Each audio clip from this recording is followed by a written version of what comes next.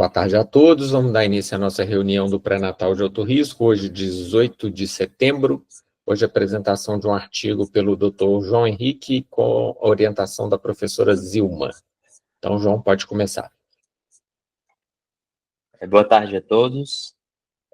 Me chamo João Henrique, vou apresentar o artigo hoje. O tema do artigo que a gente escolheu é o uso da inteligência artificial em obstetrícia. A gente vai falar um pouco sobre as promessas e os desafios atuais. O artigo escolhido tem o título Use of Artificial Intelligence in Obstetrics, Not Quite Ready for Prime Time. É um artigo de Laura Sarno e outros autores, que foi publicado no Jornal Americano de Obstetrícia e Ginecologia. A apresentação foi elaborada sob orientação da professora doutora Zilma Reis. Iniciando, é importante a gente destacar a importância de a gente discutir a inteligência artificial em obstetrícia. A gente sabe que a obstetrícia é uma área rica em dados, a gente tem exames como ultrassom, a gente tem a própria história clínica do paciente, a gente tem a combinação dos dados de dois pacientes, no caso, né? A gente tem os dados maternos e a gente tem os dados fetais. Só que muitas decisões das quais a gente toma como obstetras, elas são tomadas de forma subjetiva, né? Elas compreendem protocolos, mas elas também compreendem uma análise subjetiva de cada profissional. E a gente vê que, nesse sentido, a IA vai surgir justamente como uma forma de reduzir a margem de erro em relação a essa interpretação subjetiva. Ela pode melhorar a acurácia diagnóstica, reduzir o tempo dos procedimentos e personalizar a predição de riscos, uma vez que a gente vai poder individualizar esse risco a depender de cada patologia, de cada doença que a gente possa pensar. O objetivo dessa apresentação é justamente que a gente consiga revisar as evidências atuais sobre a eficácia da inteligência artificial na nossa prática diária. A metodologia utilizada pelo artigo foi uma revisão de literatura, onde foi trazido os principais artigos que tratam sobre as aplicações da IA em obstetrícia, contando tanto do pré-natal até o intraparto, e o critério de avaliação foi justamente um foco em estudos com maior validação, onde se compara a performance da IA com a performance de profissionais humanos. Aqui a gente tem o fluxo do processo de seleção dos artigos, foi iniciado com 15.132 artigos, e a partir dos critérios de seleção, chegou-se a um N de 38 artigos que foram incluídos nessa revisão de literatura. Então, trazendo justamente o que o artigo nos traz sobre as principais aplicações da IA na obstetrícia. Primeiramente, ele destaca a IA na biometria fetal. Ele relata que a IA ela é capaz de fazer planos de cortes padronizados de forma automática, medidas de diâmetro biparietal, comprimento, circunferência cefálica, circunferência abdominal, comprimento do fêmur. Ele consegue fazer esses cortes de forma padronizada, e nesses cortes feitos pela IA, a precisão das medidas foi comparável a de profissionais operadores experientes, e o tempo de realização da biometria se demonstrou menor. Então, a gente vê, nesse caso, um potencial para otimizar o fluxo de trabalho e padronizar as medidas em diferentes níveis de experiência do operador. Ou seja, quando a gente compara o uso da IA, ela é tão eficaz quanto um operador mais experiente. Então, isso pode, às vezes, contribuir para operadores menos experientes, justamente tentando buscar uma equivalência nessas medidas, né? Tentar padronizar essas medidas. Além disso, o artigo também destaca a importância da IA no aprimoramento da detecção de anomalias, justamente porque alguns softwares que usam inteligência artificial já conseguem classificar imagens de planos anatômicos como normais ou anormais com alta acurácia. Ele destaca alguns softwares, como os softwares de cardiologia, que demonstrou uma performance superior ao rastreio habitual na detecção de cardiopatias congênitas, que a gente sabe que mesmo para ultrassonografistas experientes, ainda é um grande desafio detectar essas cardiopatias, e também na análise do sistema nervoso central, onde ele demonstrou, os estudos analisados demonstraram que foi desenvolvido com inteligência artificial alguns algoritmos que foram muito eficazes na detecção de anomalias, como, por exemplo, a ventriculomegalia. Nesse caso, a IA se demonstrou como uma ferramenta poderosa para auxiliar no rastreio dessas anomalias, especialmente as cardíacas, que possuem baixa taxa de detecção. Aqui eu trouxe alguns exemplos de softwares que já usam a inteligência artificial, o 5D Heart e o 5D CNS Plus, os dois são da Samsung. E o artigo também traz outra aplicação muito relevante da IA na predição de complicações. Alguns dos exemplos é a pré-eclâmpsia. Existem modelos de IA que já combinam dados maternos e fetais, tanto ultrassonográficos quanto bioquímicos, que já mostraram alta sensibilidade na detecção de pré-eclâmpsia precoce. Além disso, também nós temos softwares de restrição de crescimento fetal, que justamente usando essa análise de múltiplos parâmetros pela inteligência artificial, superou os métodos tradicionais de detecção dessa predição de uma restrição de crescimento fetal. Aqui eu trouxe até o logo da Fundação de Medicina Fetal, justamente porque eles foram pioneiros em utilizar não a inteligência artificial da forma que a gente vê hoje, né? Praticamente de uma forma autônoma em relação à questão humana, mas a utilizar algoritmos mesmo, onde se utilizam uma série de critérios para poder predizer esse risco de pré-eclâmpsia e, a partir dele, conseguir cada vez mais individualizar esse risco, utilizando agora não mais critérios mais gerais, mas sim fatores mais individuais, como fatores ultrassonográficos, dados maternos, história pregressa da mãe. Além disso, a IA mostrou também mostrou um potencial na predição de parto prematuro, usando algoritmos que analisam imagens do colo uterino, além de fatores clínicos, e que demonstraram bom desempenho na predição do parto prematuro espontâneo. Nesse caso, a IA demonstra o potencial para estratificar o risco de forma mais individualizada e precoce, permitindo uma vigilância mais direcionada naqueles casos onde a gente vê que o risco de parto prematuro, ou de pré-eclâmpsia, de restrição de crescimento, como o artigo traz, ele é maior. O artigo também traz aplicações da inteligência artificial na sala de parto, tanto através da cardiotocografia, que a gente sabe que também é um exame que, por mais que a gente tenha definições do que a gente tenha o protocolo, né, de definir o que é uma cardiotocografia categoria 1, categoria 2, categoria 3, a gente sabe que alguns fatores eles são passíveis de subjetividade para cada profissional. E aí vai atuar justamente nessa subjetividade. A gente já tem cardiotocógrafos que conseguem fazer uma detecção automática do traçado e assim predizer as chances de complicações, como a hipóxia fetal, e justamente ajudar nessa tomada de decisão rápida, que é justamente o que nos leva a fazer uma cardiotocografia dentro intraparto, né? Justamente auxiliar nessa tomada de decisão. Além disso, a IA também pode ajudar na predição do modo de parto. Já tem modelos baseados em dados ultrassonográficos intraparto que conseguiram prever a probabilidade de um parto vaginal ou cesáreo. Nesse caso, a IA se demonstra muito como uma ferramenta de suporte à decisão em tempo real, justamente para tornar mais seguras e assertivas as condutas que são tomadas intraparto. Mas é importante que, por mais que eu tenha destacado todas essas aplicações da IA e como, na maioria dos casos, elas conseguem se equiparar à tomada de decisão e à capacidade de profissionais experientes, por que o artigo fala, né, sobre not quite ready for prime time? Por que a IA não está pronta, né?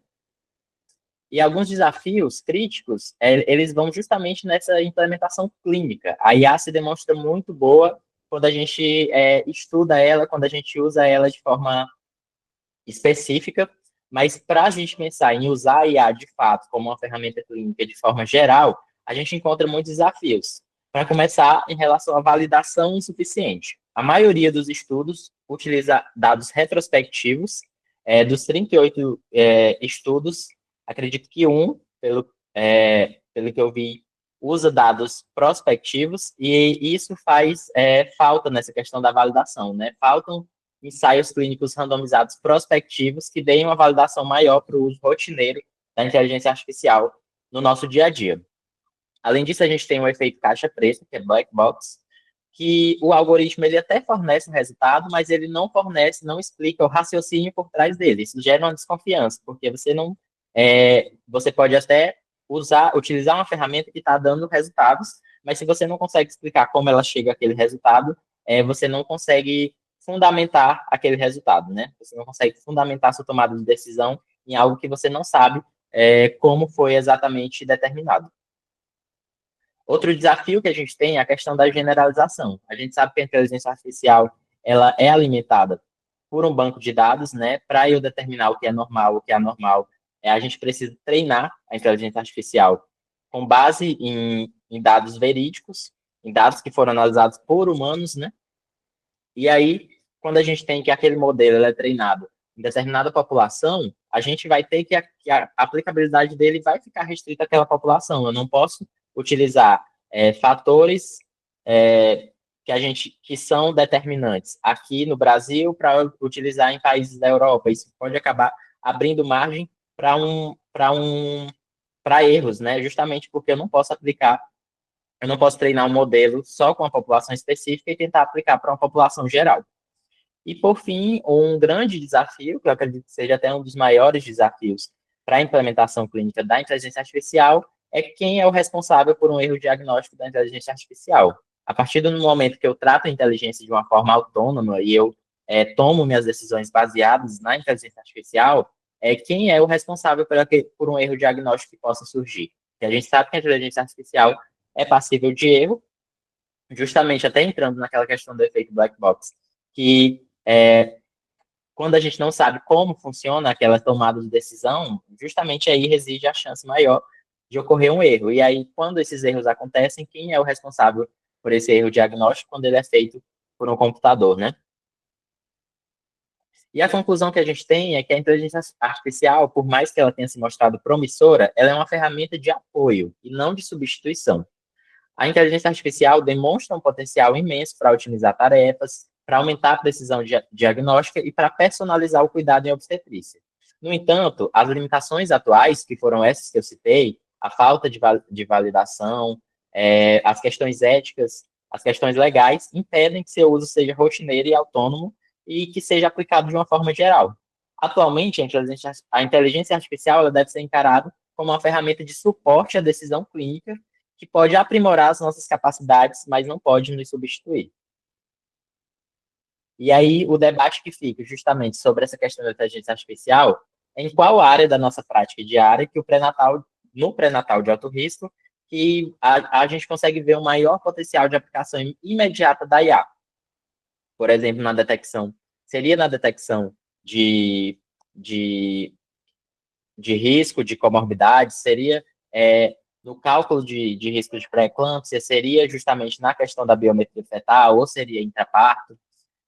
Outra questão é como que a gente vai lidar com o resultado da inteligência artificial que contradiz o nosso juízo clínico. Qual seria a conduta, né? Quando o profissional humano ele tem uma conduta que discorda do que seria a conduta da inteligência artificial. Isso entra justamente na questão da autonomia que se dá para a inteligência artificial, né? Em que ponto, ou se isso deveria acontecer, da IA superar a nossa autonomia como profissionais humanos. E também se nós estamos preparados para os desafios médicos legais que o uso dessa tecnologia trará, né? Justamente aquela questão, quem é responsável por um erro que a IA comete? É quem usa, é quem configura? Isso é justamente o que a gente vai ter que debater para um futuro que eu acredito que não esteja muito distante, que é um futuro onde a gente comece a implementar a inteligência artificial na nossa prática clínica de uma forma mais presente, né? É isso, muito obrigado.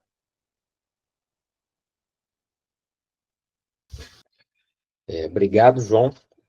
Realmente, você fez um resumo aí muito interessante das possíveis aplicações.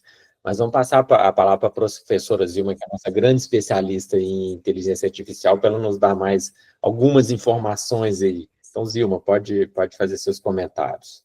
Primeiro, eu quero agradecer, professor Mário, por continuar me convidando, viu?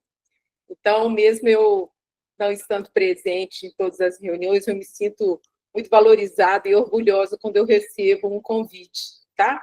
Então, obrigada aí e pela oportunidade de trazer um tema, assim, tão atual e importante, né? Com reflexões, assim, para as nossas práticas. O João foi, assim, impecável, viu, João? E aí, já fica aqui um convite, eu estou procurando, né, Eurinha, nós estamos procurando alunos que se interessem em projetos reais de inteligência artificial. A gente está dentro de uma universidade que tem um centro internacional, que é o CIA Saúde, com vários projetos, o Schneider não está aí não, né? O Schneider está em um deles, projetos com outras universidades de outros países. Então, assim, a gente tem uma chance real de validar a IA, de validar, tá? Fica aqui o convite, e muitos desses projetos envolvem obstetrícia, tá? Eu queria fazer alguns comentários. Eu usei esse mesmo artigo, João, para apresentar lá no Congresso Mineiro, sabe? Foi das últimas apresentações.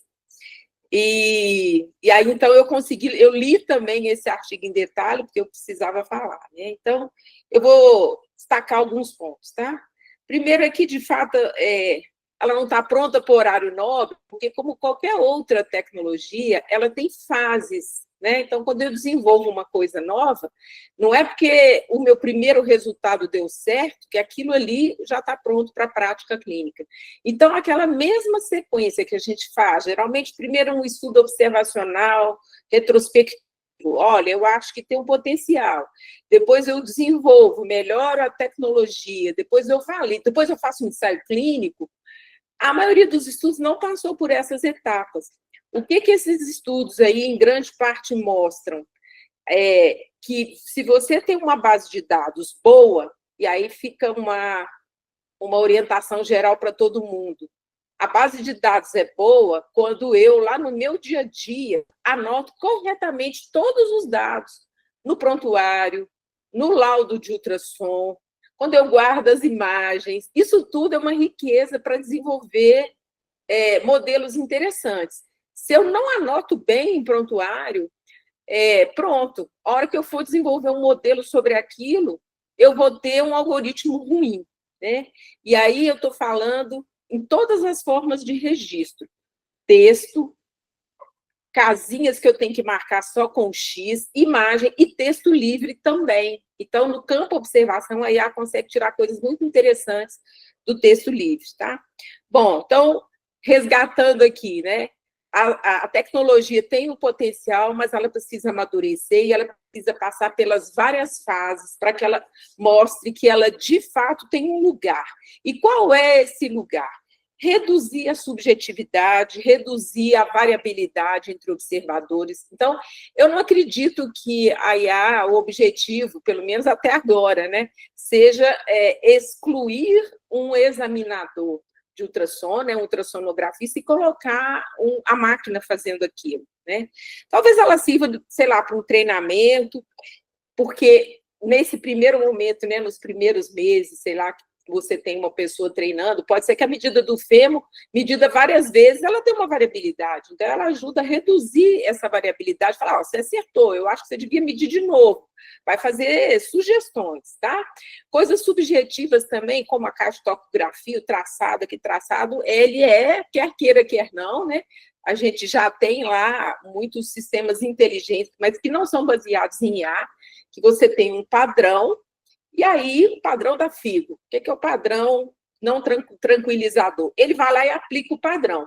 A IA na cartografia é diferente. Ela vai aprender o padrão livremente.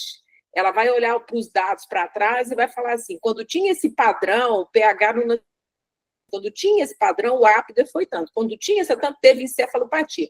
Então, ela vai aprender, e é o que o João falou da caixa preta, tá? Muitas vezes é assim, entra dados, sai resposta. Então, existe um interesse muito grande em uma área da IA dedicada, chama XAI, né? AI, dedicada a IA explicável. O que é isso? Eles querem que a gente minimamente entenda os algoritmos. Então, quando a gente conversa com um cientista de dados e fala assim, peraí, mas me fala aqui, você está fazendo uma predição, mas por que está falando que isso aqui é mais importante? Por que surgiu essa variável que ninguém nunca tinha pensado, tá? Então, eles conseguem com desenhos, eles conseguem com técnicas específicas, né, de IA explicável, nos dar uma noção com base de que o algoritmo está fazendo aquela predição. Então, esse é o caminho, tá? Isso significa que eu não tenho que acreditar em caixa preta, eu tenho que interagir, e o nosso papel como universidade, geradora de conhecimento, é cada vez mais formar essas equipes interdisciplinares em que eu tenho pessoas de todas as áreas. Se eu der um punhado de imagem para um cientista de dados analisar como é que se faz um ultrassom, como é que se analisa uma caixa de tomografia, ele vai fazer coisas malucas, tá? Eu preciso de um especialista da área. A gente fala, é o especialista de domínio, é aquela pessoa que vai direcionar o que faz sentido ou não. Presença nas equipes de desenvolvimento e de validação é essencial, tá bom? Bom, e aí eu queria abrir aqui um parênteses, eu já vou abrir aí para as perguntas, é claro que eu e o João estamos aqui à disposição, tá? Esse artigo é muito interessante, eu acho que vale a pena ser lido. Só um detalhe, tá? Pela lei brasileira, como é que funciona nesse momento? A IA não é imputável, tá bom? Então, se ela falou uma coisa, você falar assim, não, mas a IA falou, problema seu, né? Na verdade, quem carimba, quem assina, quem é o responsável, continua sendo nós. O que a Anvisa tem de regulamentação nesse momento? Existe um conjunto de softwares que chama SMAD, que são softwares que interferem na tomada de decisão. E aí, eles são classificados em 4 níveis. De acordo com o nível de tomada de decisão, com o risco da decisão que vai ser tomada com base no software, ele tem exigências de validação. Tá? Então, por exemplo, se a IA vai tomar uma decisão, se ela criou um algoritmo, e esse algoritmo vai implicar em vida ou morte de uma pessoa, ele tem que passar por etapas muito mais rigorosas do que uma IA que escolhe um filme para você no Netflix, tá bom? Então, na área da saúde, o Brasil já está avançado em regulação, tá? E os softwares mais, vamos dizer, arriscados, né, de nos colocar em fria, eles precisam ser regulamentados e eles precisam de passar por várias etapas aí da Anvisa. Vou dar um exemplo aqui. Por exemplo, aquele aparelhinho que nós desenvolvemos aqui na UFMG, o Primiteste, né, ele está lá na neonatologia. Se precisar, a gente põe lá na maternidade para vocês experimentarem, né? Ele toca, a gente toca a pele do bebê com a luz, logo que o bebê nasce, limpa o pezinho, tira a umidade, ele analisa a maturidade da pele e ele usa aprendizado de máquina, usa algoritmo com a análise da maturidade, o peso do recém-nascido, e se a mãe usou corticoide ou não, ele consegue inferir 4 coisas muito importantes que eu preciso saber logo que o bebê nasce. Se ele é prematuro ou não, né? E aí ele infere a idade gestacional também. Se o bebê vai precisar de UTI nas próximas 24 horas, se ele vai precisar de suporte ventilatório e se ele vai ter síndrome de angústia respiratória. Olha como que isso é sério, né? Você pensar no prognóstico a partir de uma coisa que é uma tecnologia que tem um algoritmo lá dentro, tá bom? Para que ele pudesse ser colocado no mercado, nós fizemos 2 ensaios clínicos multicêntricos, um nacional e um internacional, para fazer uma coisa que o João falou, que é a validação externa e a validação geográfica. Isso é difícil de fazer. Exige tempo, exige recurso. Então, ele só foi autorizado na Anvisa porque ele passou por todas as etapas, tá? Bom, e aqui eu vou pedir autorização aqui para eu apresentar um resultado aqui interessante, que é o do uso, tá? Então, o que eu queria mostrar aqui para vocês? A UFMG tem uma comissão, que é a comissão permanente, que monitora o uso de IA na universidade para ensino, pesquisa, extensão e administração. E nós fizemos um survey, uma pesquisa, um inquérito no primeiro semestre, e esse resultado aqui é uma preliminar, vai sair um relatório completo de como os alunos usam, como os docentes usam, como os funcionários, os técnicos usam. Então, eu vou mostrar uma prévia aqui para vocês, só mostrando aqui, ó, dos 1.233 discentes que responderam o questionário, 60% usa IA todo dia. regularmente. Se você for colocar assim, usa IA vai dar uns 80 e tantos por cento, mas usa IA sempre, toda hora, é 60%. Isso é muita coisa, tá? Então, a gente precisa se preocupar também, não só com aquilo que virá nas tecnologias, com o aparelho de ultrassom que vai vir com sugestão de medidas, com a caixa-tocografia que vai vir com sugestão de diagnóstico, né, de padrão, análise de padrão, mas também com o uso individual, tá? E aqui, deixa eu mostrar duas coisas de uso individual. Esse aqui é uma delas, tá?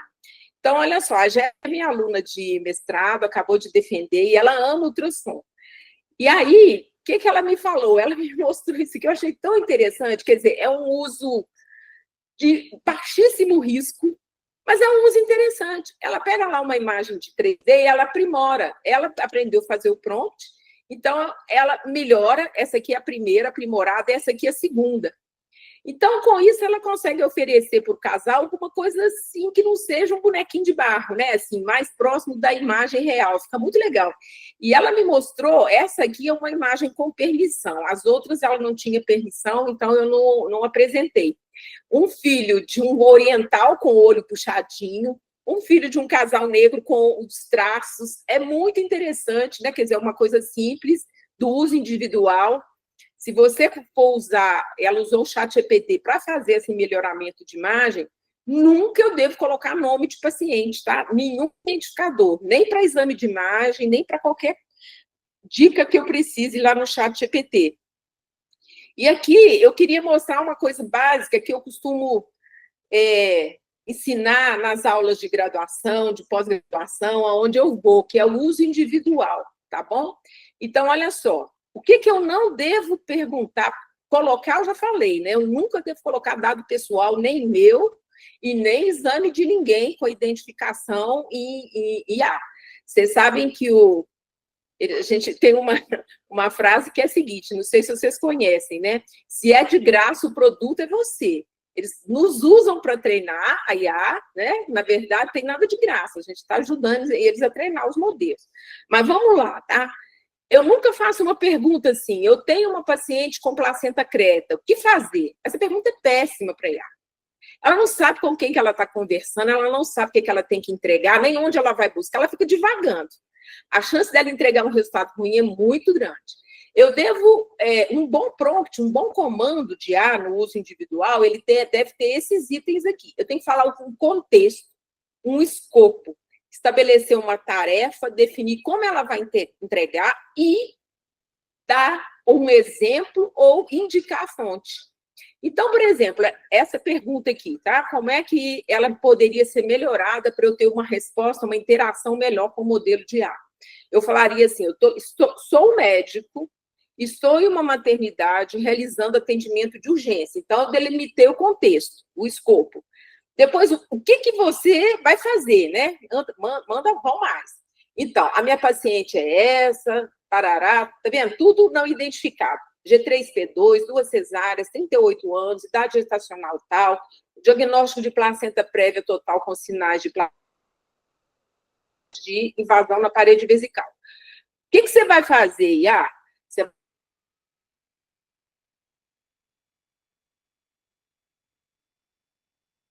multidisciplinar essencial, recursos hemoterápicos, equipamentos e insumos específicos para a sala cirúrgica. E você vai priorizar as diretrizes da COG e da FIGO. Aí sim, aí eu estou sabendo conversar. Quase diariamente com cientistas de dados, o que eles falam é o seguinte, se você vai fazer uma pergunta para a IA que você não sabe a resposta, ela vai te convencer da resposta dela. Então, a gente deve fazer pergunta para sistematizar conhecimento e fazer uma pergunta inteligente, com todos esses detalhes, tá? É a nossa chance de usar melhor a IA para o dia a dia, ok? Ô, gente, desculpa, eu queria aproveitar essa oportunidade para falar essas coisas, eu vou parar aqui de compartilhar e abrir aqui para a gente bater um papo. Não, foi super interessante sua intervenção, Zilma, eu achei que a gente tem que saber como usar essa tecnologia que a gente ainda está aprendendo a usar, né? Eu tive a oportunidade de ver num congresso esse software que ajuda o exame morfológico. Então, como ele tem imagens armazenadas no banco de dados dele, o que é o corte ideal de cada plano? Então, quando o médico passava pelo plano, mesmo que fosse muito rapidamente, ele dava um sinalzinho verde, assim, por exemplo, estômago. Aí ele mostrava, ele dava um check, assim, foi visto. Bexiga, bivisto. Legal, Entendeu? Então, cada corte que você passava, que ele interpretava como um corte que era necessário para o exame, ele dava o check. Então, te ajudava até no sentido de você não deixar de ver nada que você tem que ver durante o exame. Então, lógico que são ferramentas que são muito úteis e têm uma grande possibilidade de nos ajudar, mas desse jeito que você está falando, desde que a gente saiba usar de maneira correta, né? Sim. Vamos abrir para ver se alguém tem alguma pergunta, algum comentário? Patrícia está agradecendo. Eura, que está aí também envolvida no projeto, quer falar alguma coisa? Falando das validações, Eura, do processo de validação, como é que a gente valida a IA? Acho que a Eura saiu. Ela caiu aqui. Saiu. Mas, assim, é lógico que, Zil, você é sempre muito bem-vinda, porque eu sei que nos coloca a par de todos esses avanços que estão acontecendo nessa área. Então, continuaremos te convidando. Pode ficar tranquila, viu? Tá joia, Mário. Então, Obrigada. vou agradecer a presença de todos. Semana que vem a gente retorna com um caso clínico. Então, muito obrigado. Até semana que vem, gente. Valeu, João. Um abraço. Até mais, Sinté. Valeu, doutor. Um abraço.